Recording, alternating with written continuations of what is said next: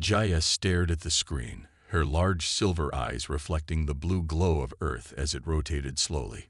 She had watched this small blue planet for 5 years now. 5 years of studying the beings who lived there. 5 years of growing more and more interested in humans when she should have been looking for their flaws. Still watching the Dirt Worlders, a voice asked from behind her. Jaya quickly switched her screen to show charts and numbers instead of the Earth view she had been enjoying. She turned to face Director Tay, her boss at the Stellar Science Division. "I was checking their atmosphere changes," Jaya lied. "They continue to damage their planet." Director Ta nodded, his tall frame casting a shadow across Jaya's workstation. "That is why we watch them, but do not contact them. They are too primitive, too dangerous."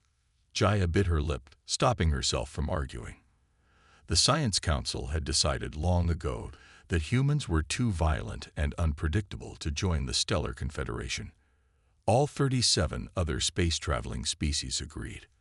All except Jaya. "Your report is late," Director Ta said coldly. "The Council needs it by tomorrow." "It will be done," Jaya promised. She waited until Director Ta left before returning to her real work. She switched back to the Earth view, but zoomed in on a small island nation. There, she picked up radio signals and translated them into her language.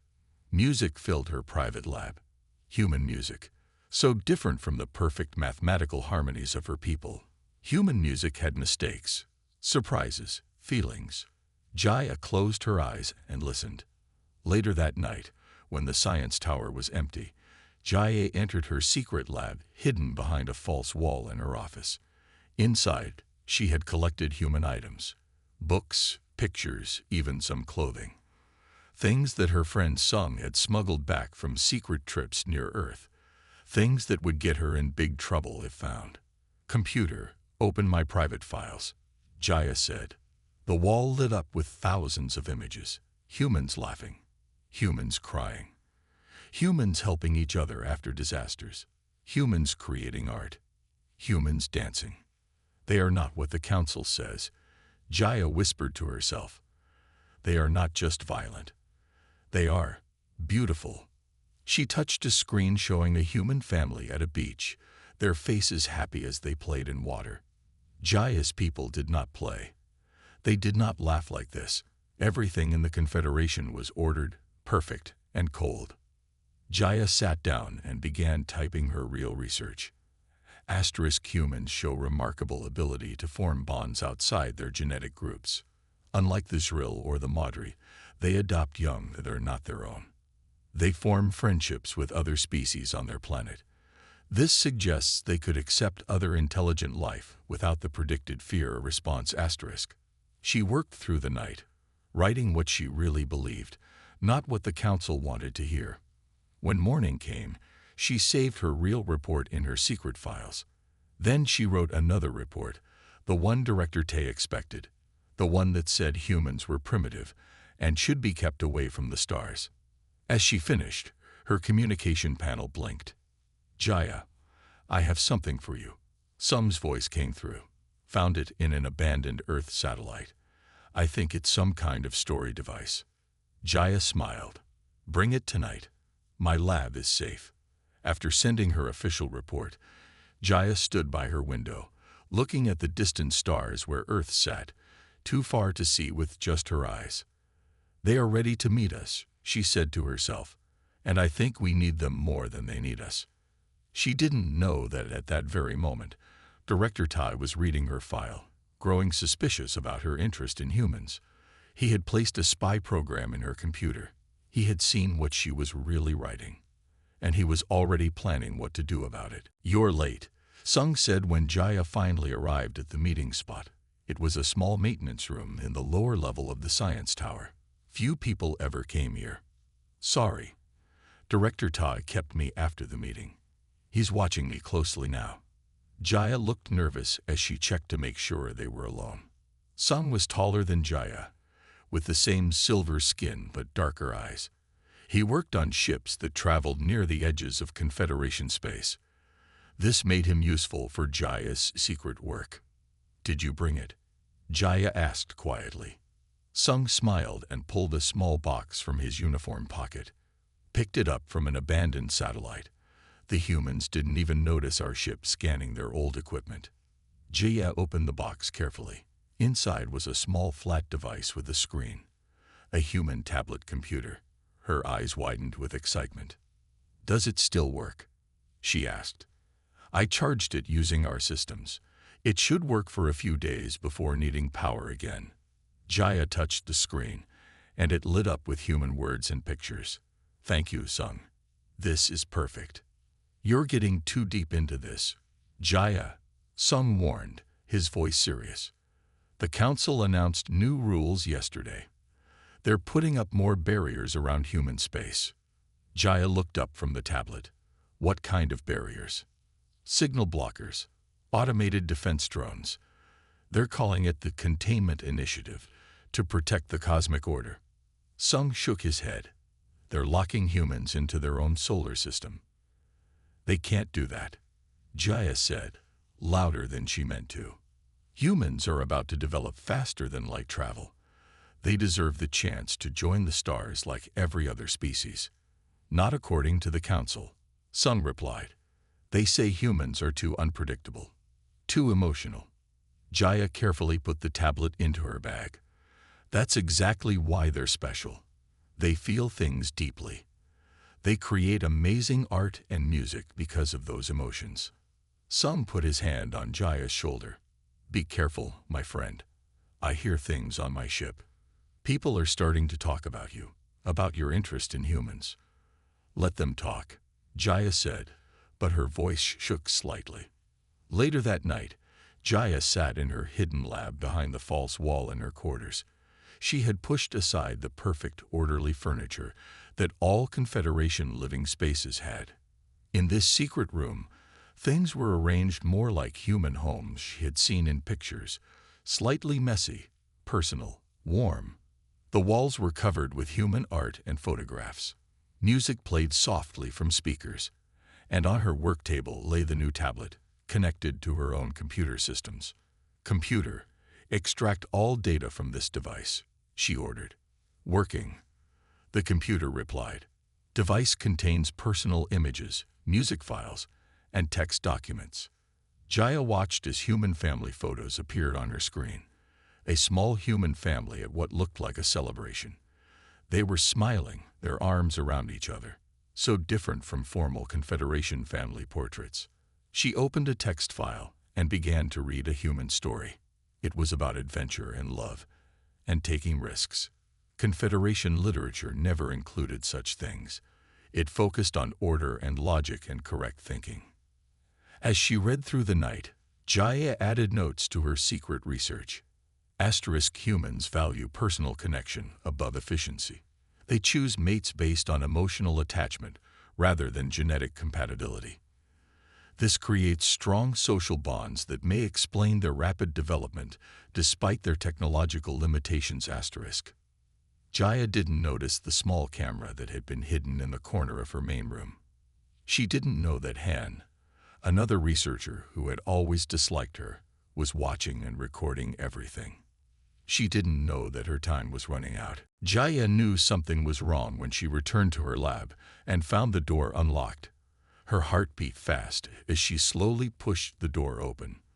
The lights came on automatically. Everything looked normal at first. Then she saw it. A small black device on her desk that had not been there before. Someone had been in her private space. "Computer, check for security breaches," she whispered. "Security breach detected at 15:27 today," the computer replied. "User, Han, Research Division." Jaya felt cold all over. Han was another xenologist who had always disliked her. He had called her too soft many times when she spoke up for humans in meetings. She rushed to her hidden wall where she kept her most important human items. It was open. Empty. All her treasures were gone. The books, the music, the pictures, even her private research files had been taken.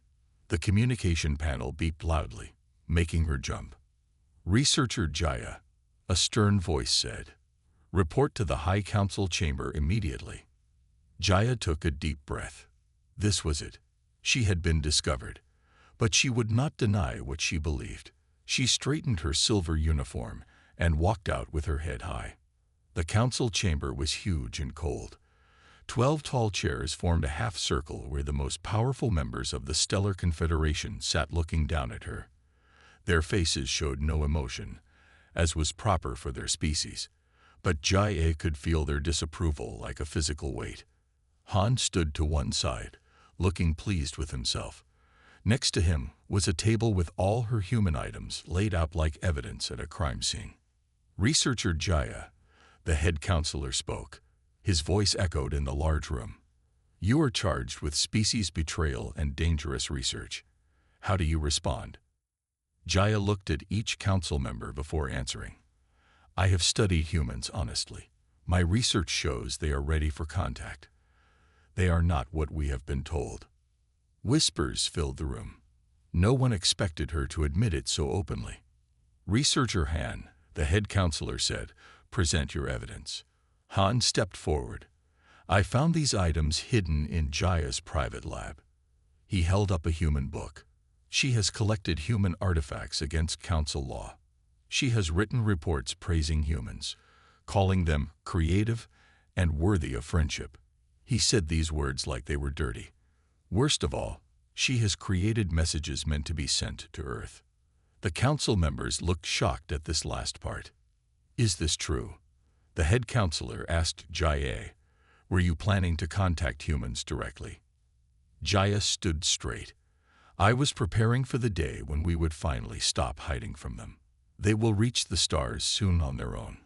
We should meet them as friends. Foolish. Director Ta shouted, entering the chamber. Your human obsession has clouded your mind. They would destroy our order with their chaos. Jaya turned to face him. Or maybe they would show us how to live again. When was the last time any of you created art? Felt strong emotions? Took a risk? Humans still do these things. We have lost them. The chamber went completely silent. No one had ever spoken to the council this way. After a long moment, the head counselor spoke. Jaya, you are found guilty of species betrayal. The standard punishment is memory erasure. He paused. However, your case is unusual. Director Ta stepped forward. I propose an alternative. Exile to Outpost 12, at the edge of human space. There she can monitor human communications from a safe distance, both a punishment and a use of her special interests. Jaya felt a chill. Outpost 12 was one of the most isolated places in the Confederation. Years alone with only monitoring equipment. The council accepts this proposal, the head counselor announced. Jaya, you are sentenced to exile until you recognize the danger humans represent. Guards, prepare her for transport. As they led her away, Jaya saw Sung watching from a corner, his face sad. She had lost everything, but still she thought. Asterisk, at least I'll be closer to Earth asterisk. 3 years had passed since Jaya arrived at Outpost 12. The small station hung in space like a forgotten toy, just at the edge of human territory. From here, she could see Earth's sun as a bright dot among thousands of other stars. Jaya sat at her control panel, watching the screens that showed human broadcasts. Her job was to monitor and report any signs that humans were getting too close to discovering the Confederation. But instead, she spent her days learning everything she could about them. Vin, show me today's broadcasts from Earth, Jaya said to the station's old AI computer. Yes, Jaya, Bin replied in a flat voice. Which region do you prefer? Rotate through all major continents, please. The screens filled with images from Earth, people dancing at a festival in one country, a sports game in another, news reports about a new space mission. Jaya leaned forward. Stop. Go back to the space mission report. The screen showed humans in white suits working on a large ship. The words below said, First light jump test scheduled next month. They're getting closer, Jaya whispered. She should report this to the council. That was her job. But she knew what would happen if she did. The Council would send ships to create false signals to lead the humans away from Confederation space. She made her decision. Bin, do not include this in the monthly report. This violates protocol, Bin said. I know. Jaya had spent the first year here reprogramming parts of Bin. The AI was supposed to report her actions to the Council, but Jaya had changed that. Bin was now her only friend. Jaya walked to the window of her small living space. Her room was filled with plants from her home world, but she had arranged them in the wild, natural way that humans might, not in the perfect patterns her people preferred. Bin, has anyone from the Council checked our transmissions lately? No, Jaya. The last check was 74 days ago. Jaya nodded. They were forgetting about her. Good. She went to a hidden panel in her wall and opened it, revealing the equipment she had built from spare parts. It was a transmitter, more powerful than the station's official one. Let's try again, she said to herself. For 2 years, she had been sending messages toward Earth.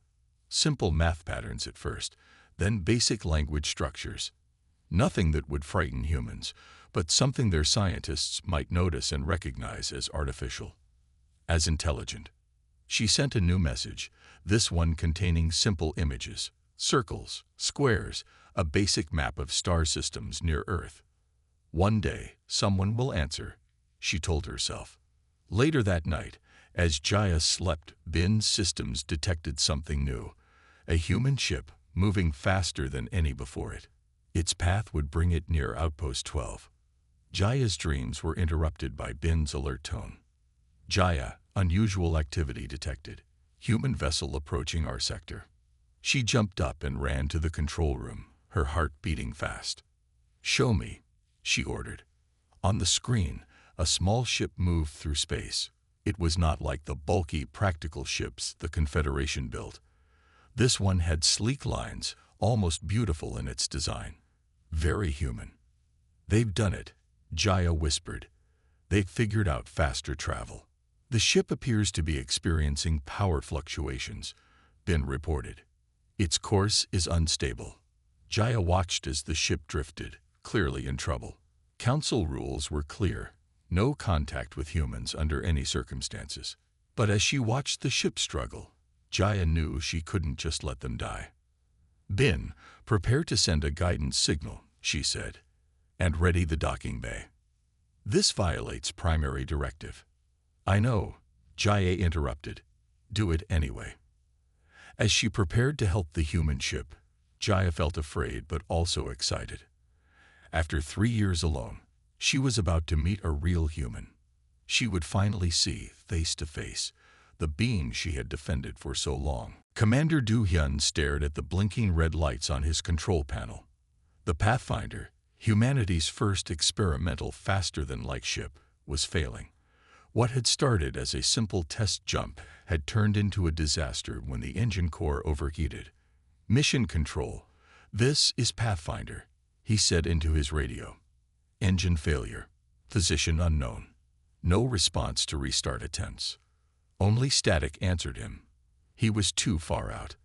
The test jump had taken him farther than planned. Do-hyun checked his oxygen levels. 60 hours left. He had food and water for a week. But without working engines, he would drift forever in this unknown region of space. Then he noticed something strange on his scanner. A signal, weak but steady, coming from nearby. It wasn't random. It had patterns, like someone was trying to communicate. That's not natural, he muttered to himself. He adjusted his scanner. The signal was coming from what looked like a small station or satellite. As he watched his screen, something new appeared. A direct transmission, aimed at his ship. Numbers and simple pictures flooded his screen.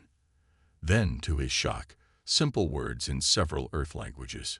Human ship, follow signal. Safe dock ahead. Do-hyun's heart raced. This couldn't be possible. No human station existed this far out. Which meant, first contact, he whispered. Someone, something, non-human was reaching out to him. He had 2 choices, trust the signal or drift until his oxygen ran out. He made his decision quickly. "This is Commander Du-hyun of Earth Ship Pathfinder. I am following your signal. Thank you for the assistance." Using the last of his maneuvering fuel, he turned the ship toward the signal source. Jaya watched the human ship approach on her screen. It moved slowly, clearly damaged. She had prepared the docking bay and checked the air mix. Humans needed more oxygen than her kind. "Bin, have you translated enough human language for basic communication?" she asked. "Yes, Jaya. I have processed 247 Earth languages. The ship's markings suggest Korean or Japanese origin." Jaya nodded. "Good. Open docking bay doors when they're in range." She hurried to her quarters and looked at herself in the mirror. Would her appearance frighten the human? Her silver skin and large eyes were very different from humans. She quickly put on her simplest clothes, hoping to appear less alien. The station shook slightly as the human ship connected with the docking port. "Ship secure," Bin announced. "Air pressure stabilizing." Jaya took a deep breath and walked to the docking area. Through the small window, she could see movement inside the human ship. Then the outer door opened. A figure in a white and blue suit floated through. The human was still wearing a helmet with a dark visor, so Jaya couldn't see their face. The human pushed gently off the wall and landed on the station floor, where the artificial gravity took hold. For a moment, they just stared at each other. Jaya stood perfectly still, afraid any sudden movement might frighten the human. The human reached up slowly and removed their helmet. Do-hyun looked at the alien standing before him. He somehow knew it was female, was about his height with silver-tinted skin and large dark eyes. Her face was similar to human, but more angular, more delicate somehow. "Hello," he said simply, not knowing what else to say at this historic moment. Jaya felt tears in her eyes. All her years of study, all her belief in humans, and now one stood before her. "Hello," she replied in careful human speech. "I am Jaya. Welcome to Outpost 12. Do-hyun's eyes widened. "You speak Korean? How is that possible?" "I have studied your transmissions for many years," Jaya explained slowly. "Your ship was in danger. I could not let you die." Do-hyun took a cautious step forward. "I'm Commander Do-hyun of Earth, and I think you just saved my life." Jaya smiled, a gesture she had learned from watching humans. "And you, Do-hyun of Earth, may have just changed mine forever." Do-hyun sat at Jaya's small table, watching her prepare a drink for him. His spacesuit was now hanging near the wall, and he wore only his blue flight uniform. The drink she handed him was warm and smelled sweet. "It is safe for humans," Jaya said. "I checked in my database." Do-hyun took a small sip. It tasted like honey and cinnamon. "Thank you. It's good." They had spent the last few hours talking slowly. Jaya knew many human words, but sometimes she had to stop and think. Do-hyun was still trying to accept that aliens were real and that one had saved his life. "Your ship," Jaya said, pointing to the screen showing the damaged Pathfinder. "I can help fix it." "You understand our technology?" Do-hyun asked, surprised. Jaya smiled. "Your technology is young, but clever, different from ours, but I can learn it." Do-hyun nodded. "I need to get back to Earth. They must think I'm dead by now." "No contact with Earth yet," Jaya warned. "My people monitor all signals. If they detect a message from here to Earth, they will know I have broken our most important rule, which is no contact with humans." Jaya looked down. "My people fear yours." Do-hyun frowned. "Why? We didn't even know you existed until today." Jaya got up and walked to her view screen. She touched it, bringing up images of Earth history. Wars, weapons, fighting. "My people see only this. They think humans are dangerous." "And what do you think?" Do-hyun asked quietly. Jaya changed the images. Now they showed humans helping each other after disasters, creating art, making music, exploring space. I see this too. I see balance, possibility. She turned to face him. That is why I am here, exiled for believing humans are worth knowing. Do-hyun stood up, walked to the window, and looked out at the stars. So there's a whole civilization out there, watching us, judging us, and deciding we're not good enough. Yes, Jaya said simply. The Stellar Confederation includes 37 space-traveling species. Earth is quarantined. Before Do-hyun could respond, a loud beep came from Jaya's control panel. What is that? He asked. Jaya rushed to the panel, her face suddenly afraid. Monthly check-in from Control Center. They call to make sure I am following rules. She turned to Do-hyun. You must hide. Now. Do-hyun grabbed his helmet and followed Jaya to a small storage room. Stay here, she whispered. Make no sound. Jaya closed the door and hurried back to answer the call. A stern face appeared on her screen. It was an older male of her species. Station 12, monthly report, he said without greeting. Reporting normal activity, sir, Jaya said, keeping her voice steady. No unusual human movements detected. The face on the screen looked bored. Very well. Your supply ship will arrive in 15 days. Do you require anything special? No, sir. Standard supplies are sufficient. End report. The screen went dark. Jaya let out a breath she had been holding and went to get Do-hyun.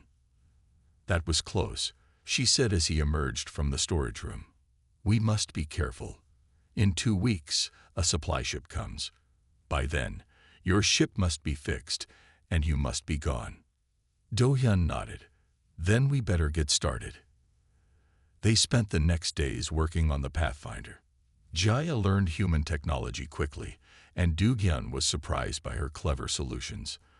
As they worked, they talked about their worlds, their lives, their hopes. If they find you helped me, Do-hyun asked one day as they repaired a circuit board. What will they do to you? Jaya's hands paused. Memory wipe.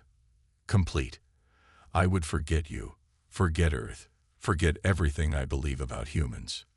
Do-hyun looked at her silver face, now familiar to him. I won't let that happen. Jaya smiled at him. We have 11 days left.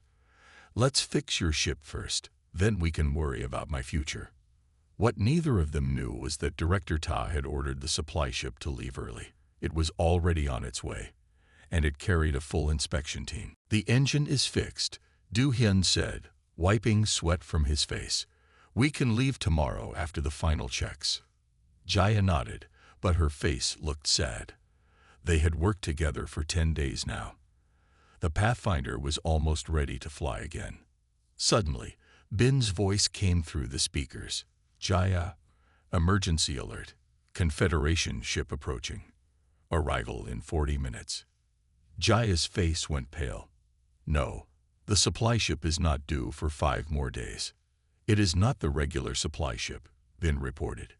It is the inspection vessel Enforcer. Director Ta is on board. Ta? Jaya whispered. He knows. Somehow he knows you're here. Do-hyun grabbed her arm. Then we need to leave now. Not tomorrow. But the final checks. No time, Do-hyun said. If your director finds me here, what happens to you? Jaya looked away. I told you. Memory wipe. And what happens to me? To Earth. Jaya's large eyes met his. They would take you. Study you. Then they would set up barriers around your solar system. Earth would be trapped forever. Do-hyun nodded. Then we have no choice. We leave now. He paused. Both of us. Jaya stepped back, surprised. Both. I won't leave you here to be punished, Do-hyun said firmly. Come with me to Earth. But your people will have to deal with meeting an alien. Do-hyun smiled. It was going to happen someday. Might as well be today. Jaya felt her heart beat faster. Leave with him. Go to Earth. The place she had studied for years, but never thought she would see. 35 minutes until Enforcer arrival, Bin reminded them. Decide now, Du Hyun said. Jaya looked around at her small station, her prison for 3 years. I will come, she said, but we must hurry. They rushed to gather what they needed. Jaya downloaded all her research about humans and the Confederation into a small device. She took only one small bag with personal items. What about your eye? Du Hyun asked, pointing to Bin's main unit. Bin cannot come, Jaya said sadly. But I have a plan. She went to Bin's control panel and typed quickly. Bin, initiate protocol mask. Protocol mask activated, Bin replied. Station records for the past 11 days will be replaced with normal activity logs. All evidence of the human ship will be erased. That will buy us some time, Jaya explained. When they arrive, they will not immediately know where we went. They hurried to the docking bay where the Pathfinder waited. Du Hyun climbed in first, then helped Jaya inside. The ship was small, designed for one person, but they would manage. Have you ever been in a ship this small? Du Hyun asked as he started the power sequence. Jaya shook her head. Confederation ships are much larger. This feels cramped. Exciting, she corrected with a smile. The docking bay doors opened, and the Pathfinder slowly moved away from Outpost 12. Du Hyun kept the speed low until they were a safe distance away. 20 minutes until Enforcer arrival, Jaya said, watching the scanner. Time to see if our repairs worked, Du Hyun said. He pressed several buttons, and the engine hummed to life. Jump sequence starting. On the scanner, Jaya saw a new signal. They've spotted us. The Enforcer has changed course. Du Hyun worked the controls faster. 10 seconds to jump. The scanner showed the Enforcer accelerating toward them. A message came through. Outpost 12. This is Director Ta. Return to station immediately. This is your final warning.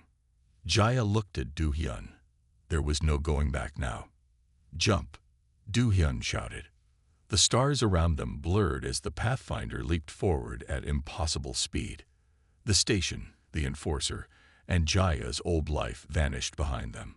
On the Enforcer, Director Todd watched the human ship disappear.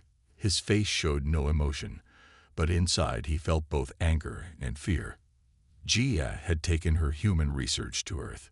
The quarantine was broken. He pressed a button on his command chair. Alert the High Council.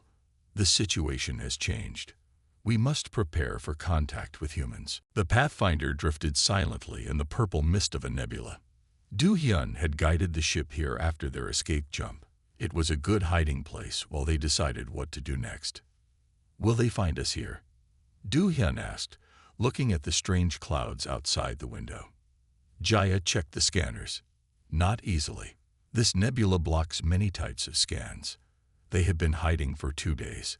The ship was small, but they had managed to create separate sleeping areas. Now they sat together at the control panel, looking at star maps. We are here, Jaya pointed to a spot far from Earth. The jump moved us away from your home, not toward it. Du Hyun frowned. We need to make several more jumps to get back, but the Confederation might be watching for us. Jaya nodded. Director Ta will not give up easily. Why does he hate humans so much? Du Hyun asked. Jaya was quiet for a moment. Then she reached into her small bag and pulled out an old data device. There is something I must show you, she said. The real reason humans are feared. She connected the device to the ship's computer. A hologram appeared between them. It showed ancient star patterns and strange symbols. These are the prophecies of Exor from long before my people reached the stars, Jaya explained. They speak of a young species that will unite all others. Du Hyun looked confused. Humans. The prophecy says this species will be different because they feel strongly. They create art. They dream big dreams. Jaya touched the hologram, and it changed to show more symbols. They will bring change to the old order. And your people don't want change, Du Hyun said, understanding. The Confederation has been stable for thousands of years. Many fear what humans might do if they join us. Jaya looked directly at Du Yun. But there is more. Before I was exiled, I found hidden records. Your people and mine have met before. What? When? 7 times in Earth's history. Each time, the Council ordered all memory of the meetings erased from human minds. Do Hyun stood up, angry. They had no right. They believed they were protecting the cosmic order, Jaya said softly. But each time, some humans remembered. Your stories of aliens came from real meetings, not just imagination. Suddenly, the ship's scanner beeped. Jaya checked it quickly. There is a structure inside this nebula, she said, surprised. Not natural. Do Hyun adjusted their course. As they moved deeper into the purple clouds, a shape appeared. It was an old station, much larger than Outpost 12, but clearly abandoned. What is it? Do Hyun asked. An old research station, Jaya said, reading the symbols on its side. From the early days of watching Earth, they carefully docked the Pathfinder to the old station. Using lights from their ship, they entered the dark, dusty halls. No one has been here for many years, Jaya said as they walked through the empty rooms. In the main control room, Do Hyun found old screens and control panels covered in dust. Can we make any of this work? Jaya examined the systems. Yes. The power cells are old, but still function. She pressed several buttons, and dim lights came on. The screens flickered to life, showing data in the Confederation language. This is it, Jaya whispered as she read the screens. The complete records of all human Confederation meetings. The real history, not what my people were told. Do Hyun looked over her shoulder. Can we use this station to contact Earth? Jaya studied the old communication system. Yes. This station has a direct signal array that can reach Earth without being detected by normal Confederation monitors. Then we need to warn my people, Do Hyun said firmly. They need to know what's coming. As Jaya worked to prepare the message, she found something else in the station's records. Do Hyun, she said quietly, my exile was not just punishment. I was deliberately placed on that outpost. What do you mean? Director Tai wanted me there. He wanted me to study humans up close. Jaya's hands trembled. I was being used all along. For what purpose? To find human weaknesses, Jaya said. For when the Confederation finally decided to deal with the human problem once and for all. 3 months had passed since Jaya and Do Hyun returned to Earth. Their arrival had caused great excitement and fear. At first, Jaya was kept separate from most humans, studied, and questioned by scientists and government officials. Do Hyun had fought for her freedom. She saved my life. He told them again and again. She risked everything to warn us. Today was different. Today, Jaya would speak to representatives from all Earth nations. Are you ready? Do Hyun asked as they waited in a small room next to the big meeting hall. Jaya touched the Earth-style clothes she now wore. Yes. But will they listen? They have to, Do Hyun said. The data you brought proves the Confederation is real. And our deep space scanners have detected their ships moving toward our system. Jaya nodded. The message they had sent from the old station had reached Earth. It had given humans time to prepare. But was it enough? The door opened, and they walked into the large hall. Hundreds of people from all countries sat watching as Jaya approached the speaking platform. Cameras broadcasted her image worldwide. People of Earth, Jaya began, her voice clear despite her nervousness. I come from a civilization that has watched yours for a long time. My people called you dangerous, unpredictable. But I saw something else in you, something special. She explained simply about the Confederation, the prophecy, and why humans have been kept isolated. As she spoke, a large screen behind her showed a ship approaching Earth. That is Director Tai's ship, Jaya said, pointing to the screen. He comes not to destroy, but to talk. My actions have forced the Confederation to face you directly. People in the hall looked worried. Some whispered to each other. Do not fear, Jaya continued. In these past months, I have sent messages to others of my kind who think like me. Young ones, scientists, those who have questioned the old ways. The screen changed to show more ships moving near Earth. These ships carry those who support change, Jaya explained. They come to stand with Earth. Do-hyun stepped forward to join her. We don't need to fight, he said to the crowd. Jaya has shown us that we can find friends among the stars if we are willing to be friends ourselves. Later that day, on a special landing area outside the city, Jaya and Do-hyun stood with Earth leaders as Director Tae's ship landed.